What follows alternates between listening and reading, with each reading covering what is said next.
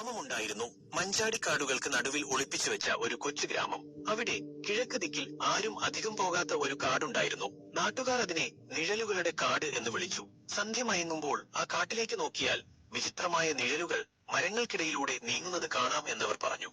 അവിടെ അഞ്ജന എന്നൊരു കൊച്ചു പെൺകുട്ടി താമസിച്ചിരുന്നു. അവൾക്ക് ഈ നിഴലുകളുടെ കാടിനെ കുറിച്ച് അറിയാൻ വലിയ ആകാംക്ഷയായിരുന്നു. മുതിർന്നവർ ആരും അങ്ങോട്ട് പോകാതിരിക്കാൻ ശ്രമിച്ചിട്ടും അഞ്ജനയുടെ മനസ്സ് ആ കാടിന്റെ രഹസ്യങ്ങൾ തേടി അലഞ്ഞു.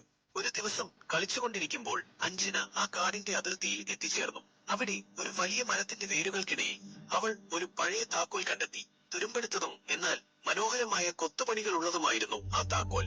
ആ താക്കോൽ എന്തിന്റേതാണെന്ന് അവൾക്കറിയില്ലായിരുന്നു. ജിജ്ഞാസ അവളെ കൂടുതൽ ആകർഷിച്ചു. താക്കോലുമായി അവൾ നിഴലുകളുടെ കാട്ടിലേക്ക് നടന്നു. കുറച്ചു ദൂരം ചെന്നപ്പോൾ അവൾക്ക് മുന്നിൽ ഒരു ചെറിയ ഗുഹ കണ്ടു.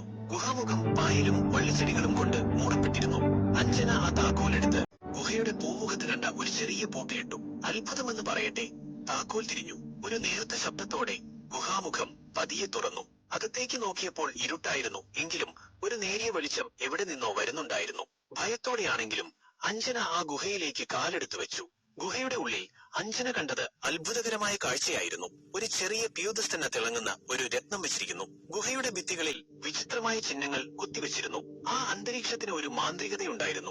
പെട്ടെന്ന് ഒരു നിഴൽ രൂപം ആ രത്നത്തിന് പിന്നിൽ നിന്ന് നീങ്ങുന്നതായി അഞ്ജന കണ്ടു. അതൊരു വെളിച്ചത്തിന്റെ കണികയായി മാഞ്ഞ് ഗുഹയുടെ ഇരുണ്ട ഭാഗത്തേക്ക് മറഞ്ഞു. അഞ്ജന ഒറ്റക്കായി. തിളങ്ങുന്ന രത്നവും നിഗൂഢമായ നിഴലുകളും മാത്രം കൂട്ടിനുണ്ടായി.